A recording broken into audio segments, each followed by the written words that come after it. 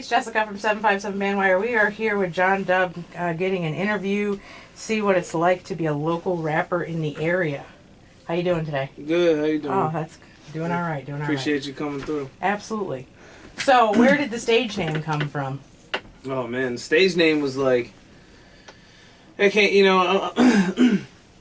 I'm not ashamed of what I've done in the past, and because it made me the person I am today. So, with that being said, I'll bring it to the stage name, which was, I'm originally from New Jersey, and I've been I can hear it in your accent. Yeah, I've been out here for about 7 years now. But up until the age of 24, I was out there, and when I was younger, I did what I had to do to survive, just like anybody would. So, I used to sell a lot of weed, and back then everybody was always looking for they wanted eighths or quarters or something like that, but I would take my weed and I would bag it up into 20s. And where I'm from, they called them dubs. So they were like, well, why don't you ever bag it up into anything bigger?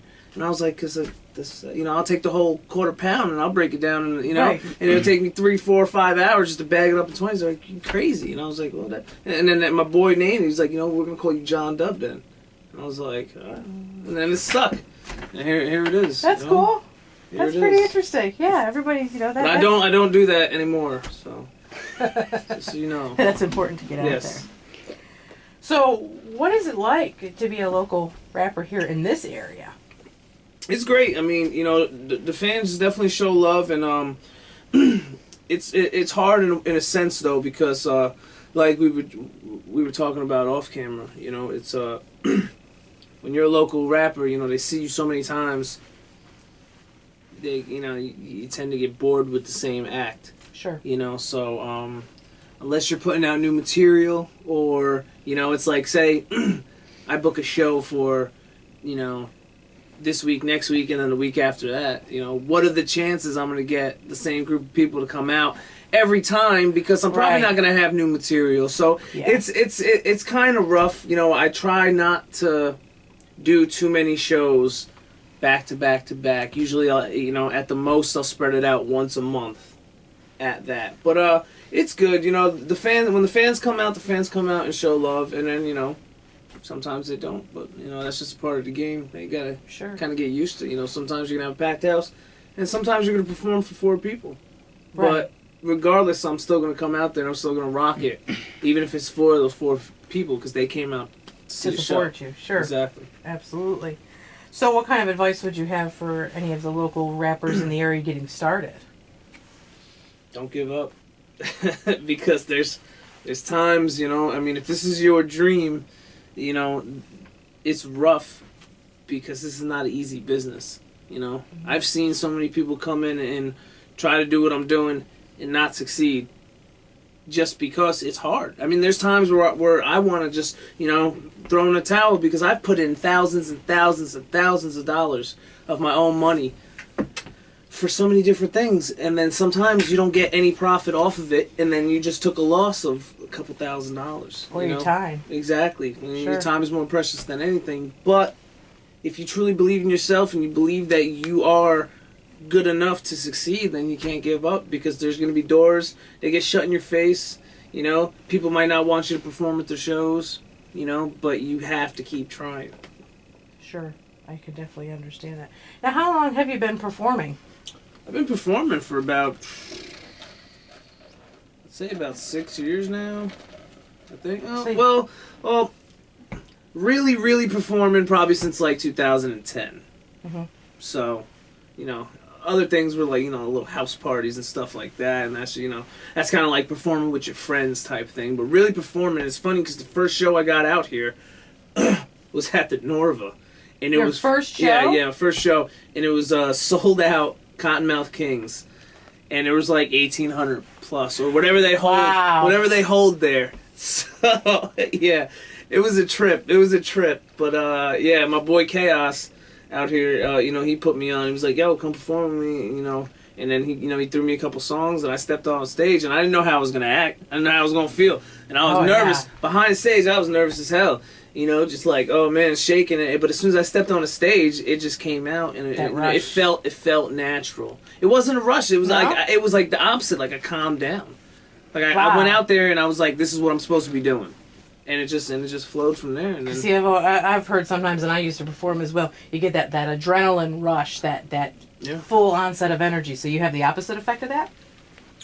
At that time, I did. Yeah.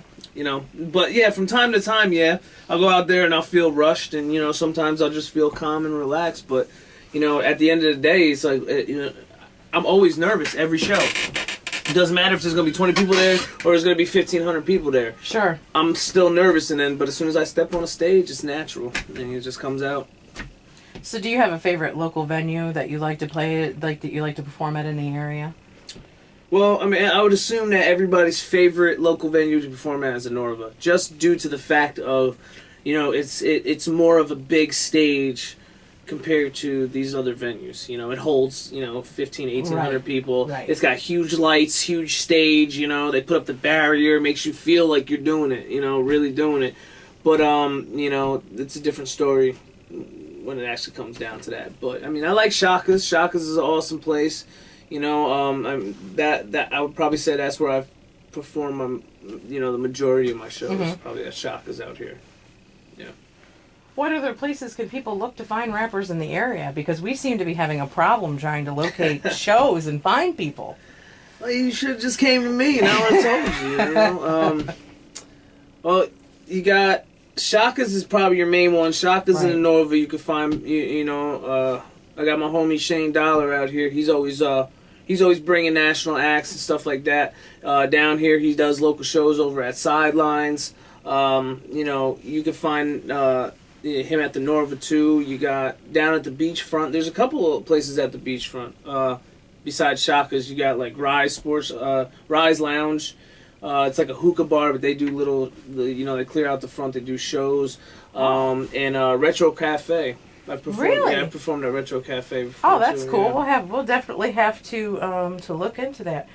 So, what was a big influence for you to get into the industry and lyrically, you know, start your journey with rapping and? Well, I mean, music's just my thing. You know, I mean, ever since I was 15, you know, living in Jersey, you know, we get out of school, we grab a little, you know, our boombox. You know, and we'd roll and go, you know, smoke some weed, and we would freestyle, we'd get into it, and then, you know, back then it was just, we did it for fun. You know, then I came out here doing my thing, and I started realizing, you know, I started getting back into music more, and I started realizing, like, you know, why don't I record anything? So then I started recording things, and I was like, well, let me put out an album.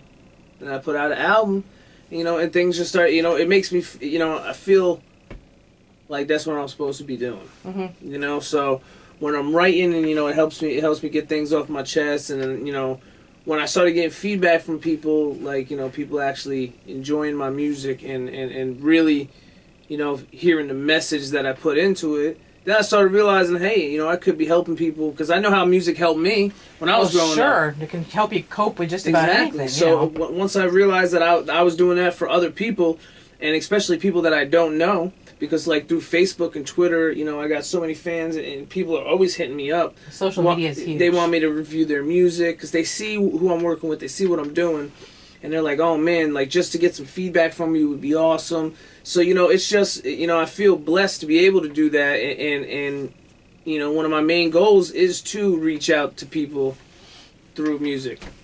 That's awesome. That's really cool. So, can you play any instruments?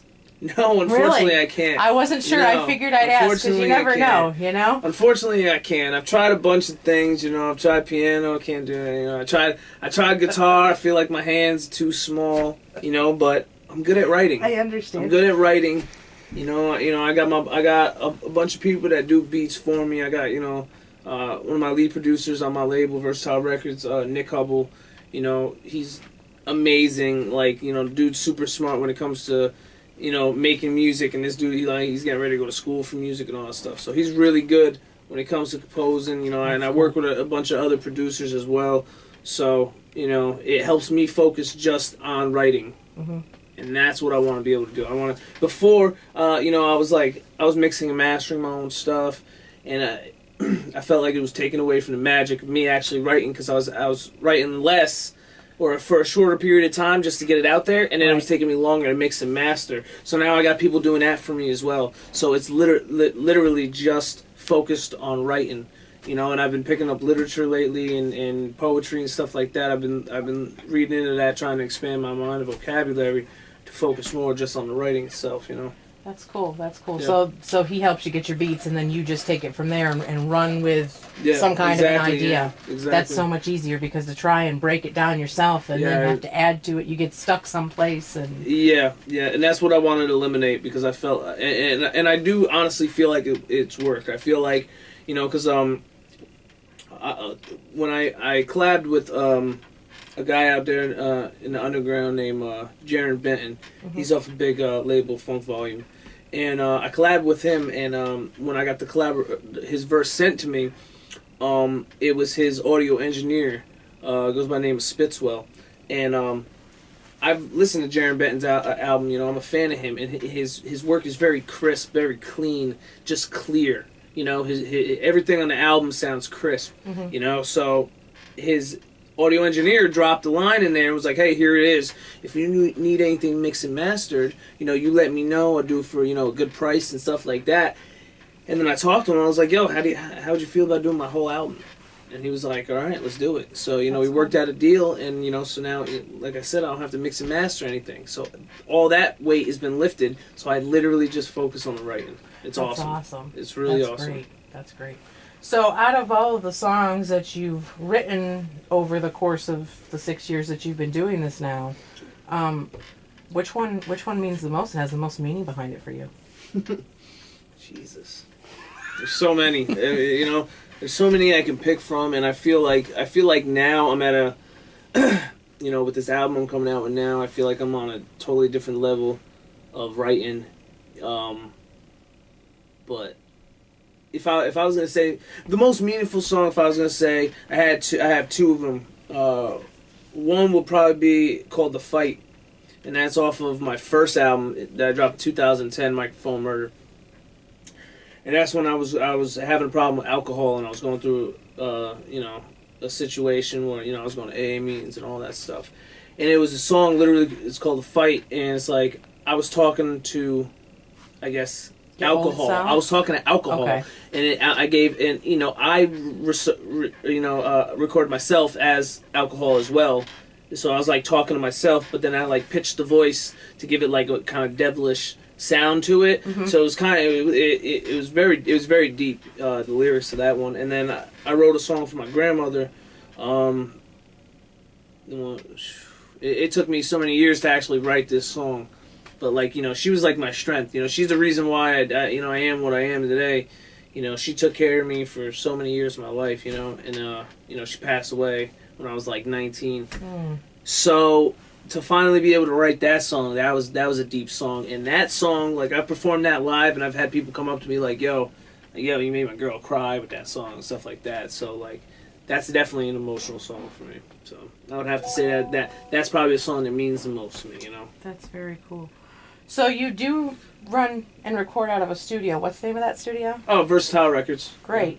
Now, how do you balance your performing and your recording of other people or yourself that you take care of Yeah. with working and family and... It's rough. It's definitely rough. I mean, you gotta find that balance, because if you do too much of one thing, everything else crumbles, you know? Yeah. It's crazy. It's definitely crazy to do. But, you know, I try to set boundaries, you know? Like, I try, you know, to usually leave the weekends strictly family, is usually what I do. Unless the show comes up and I gotta do a show, then I gotta do a show. Right. Otherwise, like recording, you know, I'll go to work, and then, you know, and then I'll come home and I'll either record my stuff, or I'll come in the studio and I'll sit down and I'll write, and then I'll record, and you know, and then I try to cut it off at a certain time, so I still have time for you know, to spend with my family. Because if I don't, then I feel bad. You know, I feel like then I'm not spending time, and then but, you know, Monday through Friday, I'm still in that work mode because it's a work Sure. You know, it's a work day. So I'm still in that mode. So I'll come home from work and then I'll come into the studio, do what I gotta do, and knock it out. And then I try to leave the weekends, like I said, for family, and so we can go out, maybe go to the zoo, and like my baby girl's just 7 months, gonna be 8 months here soon. So she likes to see new things and stuff. So we like to go out, and just make a day of it. So, but it's rough. It's rough. I definitely advice for anybody out there, if you're doing this, you got to find that balance. Because if not, you're going to regret it, trust me. Yeah. So how many albums have you put out? And do you have another one coming out soon, or did you just drop? Yeah. I have 3 albums out right now. First one, Microphone Murder. Second one was The Revival, A New Beginning. And the third one was Liquid Music. That was the recent one that I dropped. That was like in October. I have a new one coming out. That's not dropping until November. That is called the Leilani May Project. Now, Liquid Music is pretty much the album that put me on the map. That was my last album. That's the one that got me out there more with like people I didn't know and stuff like that, because of I've reached out to a lot of famous people for that project. Anybody that knows anything about hip hop knows who Kool G Rap is. He's like a godfather of hip hop. He Right. He was there doing things when I was coming up. Like, he's a legend. Cannabis is another legend. Like, I grew up wanting to rap like him because nobody could rap like Cannabis. Capadonna from the Wu-Tang Clan, another guy. Wu-Tang Clan, like, that's world known. So to be able to work with those guys, it was crazy. And then people started seeing that. They're like, oh shit, who is this guy? Because he's working, he's an underground guy, but he's working, he's reaching out to all these old school legendary cats. So I gained a lot of respect from that, just on the strength because of the people who I was working with, and I did that a lot for myself as well, because these are people I grew up listening to, people I wanted to be like, so, that's why I reached out to them. On this album, I've reached out to the complete opposite. Like, I reached out to the new school of guys, the guys that are on the come up. There's a big group out there named Funk Volume. Anybody that's like anti-commercial hip hop, there's a difference. You got your hip hop, and then you got your rap, or your underground, and then your commercial. Right. So Right. everybody who's like anti-commercial hip hop, or even not, they know who Funk Volume is. You got Hobson, you got Jaron Benton, you got Dizzy Wright, you got Swizz, you got DJ Hoppa, Kato. These are all guys that are doing it independently, and they're doing world tours. Like, they're selling out shows over in the UK, over in Canada, over in Australia. It's nuts what these guys are doing on an independent level. So I reached out to a lot of them, and Dizzy Wright is huge right now. So I reached out to him, and I got a track with him for the next album. That's and awesome. Jaron Benton just made Double XL's freshman cover 2014. Reached out to Jaron Benton, got a track with him. I work very closely with DJ Hoppa, he's a producer and a DJ for Funk Volume. He produced 2 tracks on this upcoming album. He does a lot of scratch work on this album coming up. I got a guy by the name of Passionate MC who's worked with Hobson, and he's one of the best lyrical MCs I've ever heard of. Like, he's on that list with Cannabis. Like, the dude is amazing. His mind works crazy. It's nuts. And I work with him. I talk to him on a regular. I got a show that I'm actually doing with him, and I'm going to be recording a music video for the track we did coming up next week up in Rhode Island. Yeah, That's awesome. So things are moving very well for me, and I got caught a lot of breaks, and I'm working with a lot of cats, and gaining respect that way. And I'm definitely blessed to do it. But I did just drop the first single off of that album, the Leilani May Project, on my birthday, May 19th. So that's available now. It's called All About the Music. Where can they find it? Produced by DJ Hoppa. You can find it anywhere. I mean, I always drop my music on 3 places: Amazon, iTunes, and Google Play Store. I used to drop it on like all your free stuff, your Spotify and stuff like that. Mm-hmm. But those companies try to fuck independent artists like myself because they're paying you like a tenth of a penny. I know. Per song play. We've seen You know it. what I'm saying? Yeah. And as it's great for the fans, you know, what is it doing for the artist? Because as much as I would love to say, hey, yeah, I do this all for the music, blah blah blah, I need a paycheck too. Oh no, You know, I totally understand. you know, Absolutely. hey, hospitals are great. They're here to help people, right? But without the funding, they're not going to be there. And that's the same Exactly. thing that goes for artists. You know, I primarily do this for the people and for music. You know, that's But- where my heart is. But if I want to make it a career, if I want to put food on my table and support my family and do it full time without another job, I have to get paid for it. Of course. But of course. yeah, they Totally can understand they can buy it on any of those, and you know, that's available now. And then the next track I'm gonna drop, the next single is titled "Hip Hop Shit" featuring Dizzy Wright and DJ Hoppa again, doing some scratch work, and that's produced by Epistra, who's a guy out in Europe, crazy on the beats. And that one is gonna be dropping on my fiance's birthday, which is September 19th. I'm sorry, September 18th. And then the album itself is dropping on my daughter's birthday, which is November 14th. That's cool. Yeah, try Very to put cool. that family spin on it, you know. So in a year's time, what are you looking to be doing, or where are you hoping to be, or what do you hope to have going on? I don't, you know, only time will tell, and only God knows the answers to that. Sure. What are you hoping? You know. Well, I'm just hoping to get a bigger fan base going, you know? I mean, and these things don't happen overnight, Sure. unfortunately, because, you know, I sit there and, you know, I'll get mad because, like I said, I'm working with all these famous people and I feel like I'm not on that level yet. Although, for some reason, Facebook just recently verified my account, so I guess I'm doing something right. I got the blue little check mark there, so I guess I'm doing something right. But I don't feel, you know, like there's times where I feel like, fuck, you know, I'm working with all these famous guys. Why aren't I on that level? How come people aren't paying me that much attention? But I mean, it comes with time, you know. And unfortunately, I don't have the time to be doing, you know, tours and stuff like that, like a lot of these guys are doing, because putting in that groundwork is important. Right now, all I can do is put in that internet work. So it's kind of hard from that aspect, but I'm just hoping to get a little recognition and you know, like I was saying, these guys from Funk Volume are so popular right now, so I'm hoping to get a little carryover from their fan base when I drop the album, because, you know, I'm working with a lot of them closely. So where I see myself in a year, I'll probably be in the same place right here, still recording music.